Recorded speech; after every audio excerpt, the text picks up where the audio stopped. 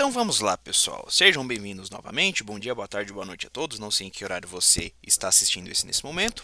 Sou o professor Matheus, dando continuidade aqui nas nossas aulas de Java. Então vamos para mais uma aula falando ainda sobre comandos de decisão, mas agora falando do comando switch. Então na aula passada falei para vocês ali do básico, do clássico comando if para tomada de decisão, e vamos falar agora do comando switch. O comando switch ele tem o mesmo trabalho do comando if, fazer tomadas de decisão, só que ele funciona de uma forma um pouquinho diferente. Olha só, o comando switch é utilizado para realizar seleção condicional com base em valores inteiros ou caracteres. Então, primeiro de tudo, a condição do if ela trabalha somente na ideia de algo booleano. Então, eu tenho uma condição que é atendida, se é atendida, executa algo, se não é atendido, executa outro. Ou seja, eu tenho análise de uma relação que sempre vai me dar um valor booleano, ou verdadeiro ou falso. Mas e o comando switch? O comando switch ele pode trabalhar com valores booleanos também, porém, entretanto, contudo, todavia, ele também pode se utilizar ali de comparação com valores inteiros, né, com números, ou então com caracteres, coisa que o if já não é capaz de fazer. O switch permite que um programa execute diferentes blocos de código com base no valor de uma expressão. Até aqui isso parece mais ou menos o que a gente tem lá no if-else, mas vocês vão ver que é um pouquinho diferente. Olha só. Como funciona o switch? Primeiro é o comando switch, abre parênteses, a minha expressão. O que pode ser essa expressão? Pode ser uma expressão booleana, que nem eu tenho lá dentro do if? Sim, pode ser.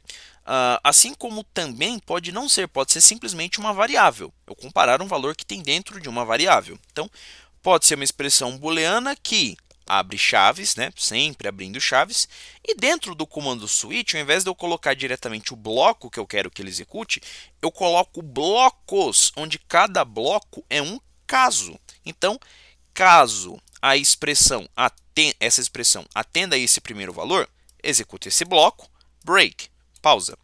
Caso não, caso ele atenda a esse segundo valor, então executa esse bloco, pausa. E eu poderia ter um terceiro, quarto, quinto, sexto, sétimo, oitavo, nono, décimo bloco, quantos forem necessários. Mas o ideal seria que você colocasse o default também no final, que é o quê?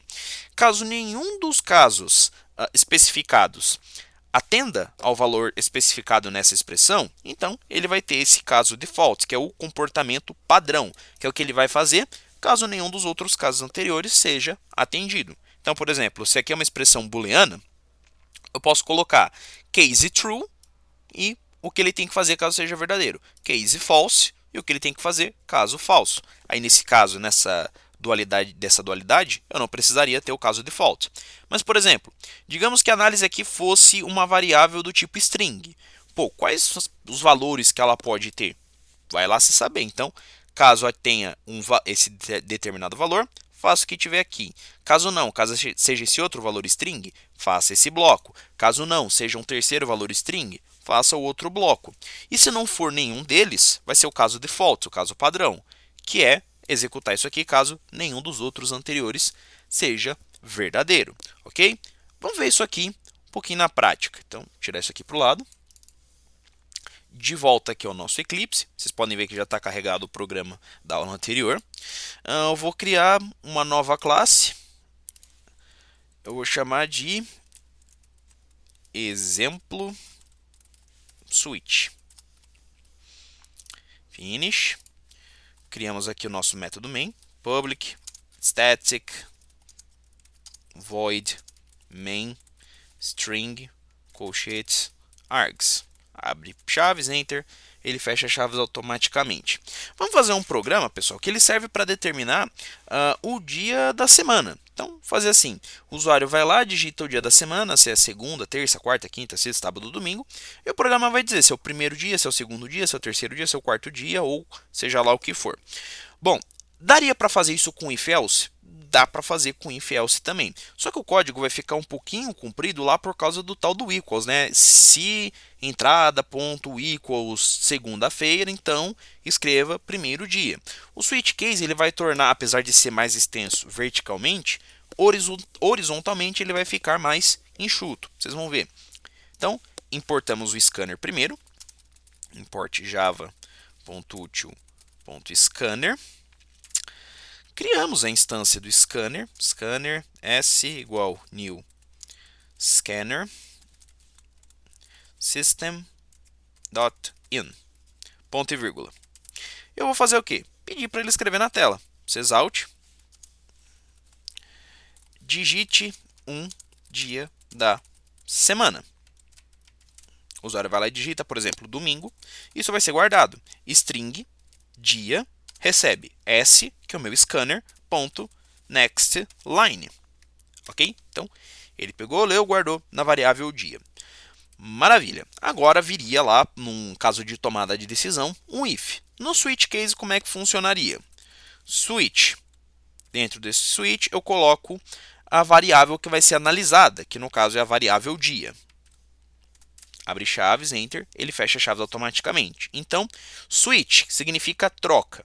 A troca de valores dentro da variável dia.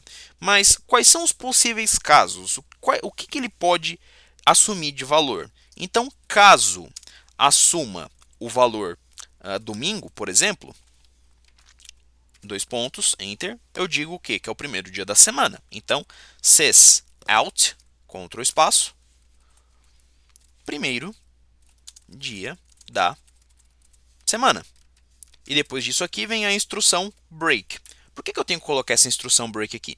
Porque senão, o Java, como eu não tenho nada para determinar blocos aqui dentro, eu não tenho chaves, as chaves pertencem só ao switch, o que vai acontecer? Sem o break, o Java vai simplesmente executar todos os casos, as operações de todos os casos, e aí o programa vai ficar uma bagunça. Bom, então caso domingo é o primeiro dia, beleza. Mas e se não? E se caso for segunda? Dois pontos, enter. Se é segunda, é o segundo dia da semana. Então, sysout, Ctrl espaço, segundo dia da semana. Break, ponto e vírgula. Case, terça, sysout, Ctrl espaço, entre aspas, é o terceiro dia da semana. Break. Case, quarta,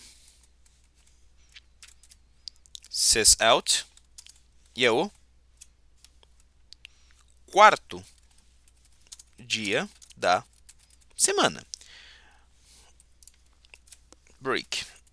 E isso vai se repetir para todos os outros dias da semana. Eu acho que vocês já perceberam isso. Então, vamos acelerar um pouquinho o vídeo.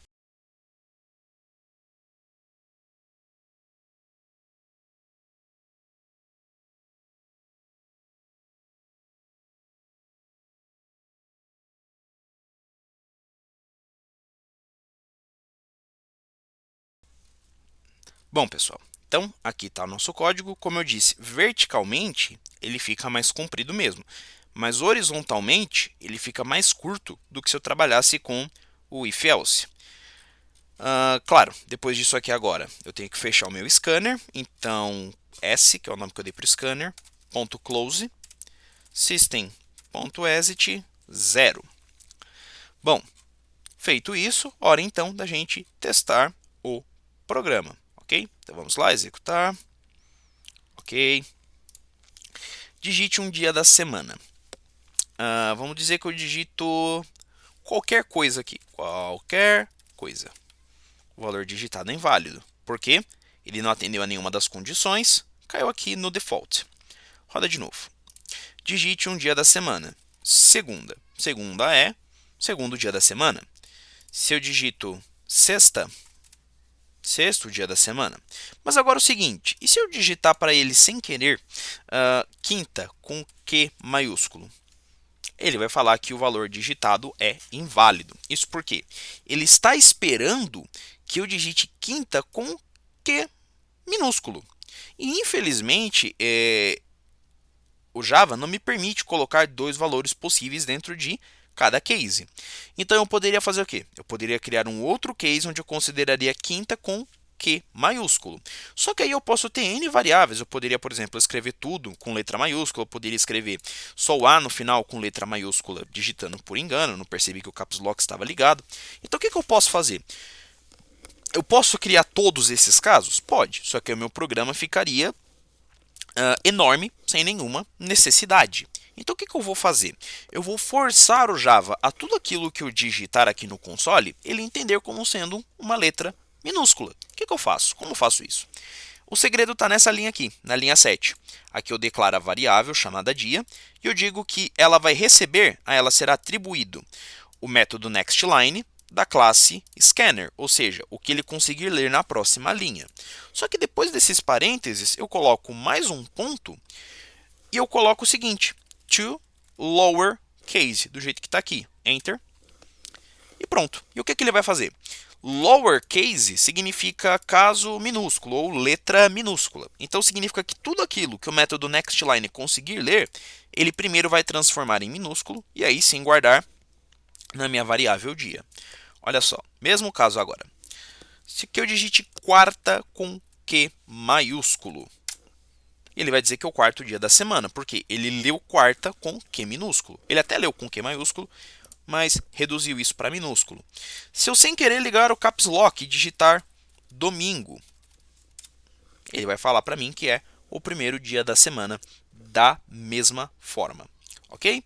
Então, entendido isso, vamos propor um pequeno desafio, aquilo que vocês já tinham feito anteriormente.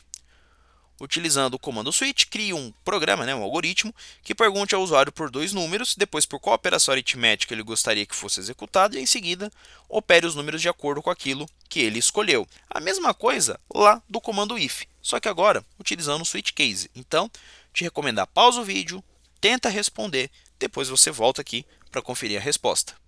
Bom, considerar que você pausou o vídeo, que você tentou fazer, independente de você ter conseguido ou não, vou te mostrar aqui como é que se faz. Mas, de fato, eu espero que você tenha tentado fazer, porque somente a prática leva à perfeição. Então não adianta nada você esperar aí 2 segundos que seja para eu te mostrar a resposta se você nem sequer tentou. Você não vai aprender nada desse jeito. A única maneira de você aprender qualquer linguagem que seja é simplesmente praticando.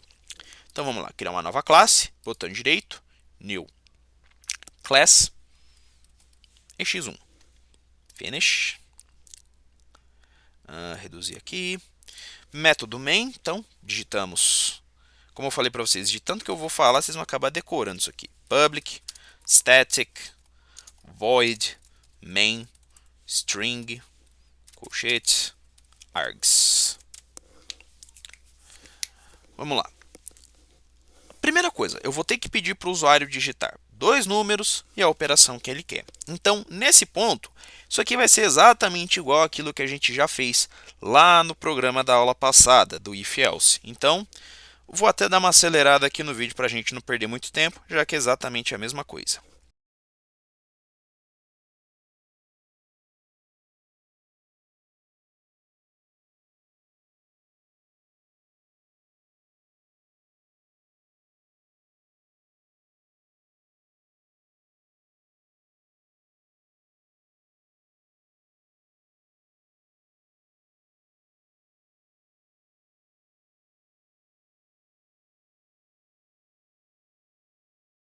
Bom, então voltamos para cá. Isso aqui é exatamente até esse ponto a mesma coisa que a gente fez aqui no exercício 1, aliás, no exercício 2 da aula sobre o comando if. A exata mesma coisa. Agora que começam as diferenças. Vai vir a tomada de decisão também, mas agora ela virá com o comando switch. Mas, Matheus, se você mostrou na aula passada como fazer isso com o comando if, para que mostrar com o comando switch então? Para que você, jovem aluno que está aprendendo, não fique preso só em uma maneira de fazer as coisas, que você tenha ali o leque de opções e você escolha a melhor forma de você trabalhar. Então, você acha que a melhor forma de você resolver esse problema é com o if? Ok, resolva com o if. Você acha que a melhor forma de resolver é com o switch case? Ok, resolva com o switch. A informática, a programação, ela é sobre resolver o problema, não importa como. Então vamos lá. O comando switch, ele analisa trocas de valores. Aonde ele vai analisar isso? Ele vai analisar essas trocas de valores na variável OP. Porque é o que me importa. Ela quem vai determinar o que eu vou fazer com esses dois números aqui. O N1 e o N2. Então, switch OP. Chaves. Caso o valor de OP seja igual ao sinal de mais, dois pontos. O que eu faço? Exiba na tela o sysout N1 mais N2, porque é a soma. Break. Ponto e vírgula. Caso, entre aspas, porque é um texto, né, uma variável do tipo texto, seja igual ao sinal de menos, dois pontos. Sysout, Ctrl espaço. Opa, não tem essas aspas aqui. N1 menos N2. Então ele vai exibir na tela o número 1 subtraído do número 2. Case seja igual a x, que é a multiplicação, dois pontos. Sysout N1 x asterisco N2, que é a multiplicação dos dois. Break. Case, entre aspas, porque de novo ele está avaliando uma string. Barra, dois pontos. Sysout, e aqui dentro ele exibe N1 dividido pelo N2. Break. Caso não seja nenhum desses, nem soma, nem subtração, nem multiplicação, nem divisão, sinal que o usuário pediu então uma operação que o programa não é capaz de fazer. Entra agora o caso default, que é o padrão. O comportamento padrão do programa, caso nenhuma das situações anteriores seja atendida. Sysout, operação digitada inválida. Break. E novamente, como eu havia explicado para vocês, o break ele serve para fazer uma pausa, para eu falar para o programa, ó, para o código aqui e segue para o final do bloco. Olha o que vai acontecer se eu não tiver o break. Eu vou comentar as linhas do break.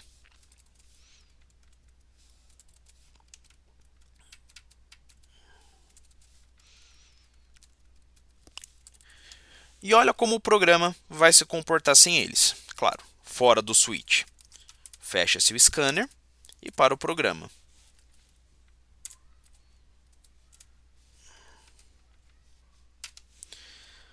Vamos executar, ok. Digite o primeiro número, 2. Segundo número, 3. Eu quero fazer uma multiplicação. 2 vezes 3 vai dar... Ué, olha só, ele exibiu 6, tá certo? 3 vezes 2, 6.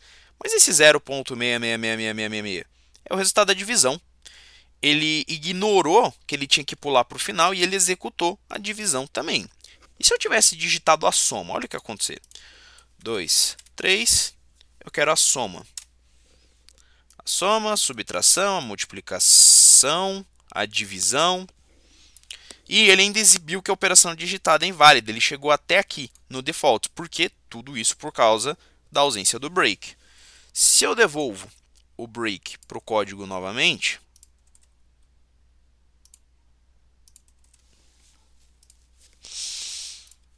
dois, 3, divisão, 0,6666. 5,3, 2,7, eu quero uma divisão, 1, isso aqui. Entendido, pessoal? Espero que vocês tenham entendido, espero que vocês tenham gostado, espero que vocês tenham aproveitado, sanado as dúvidas de vocês. Bom, fiquem todos com Deus, um abraço, até a próxima aula e tchau!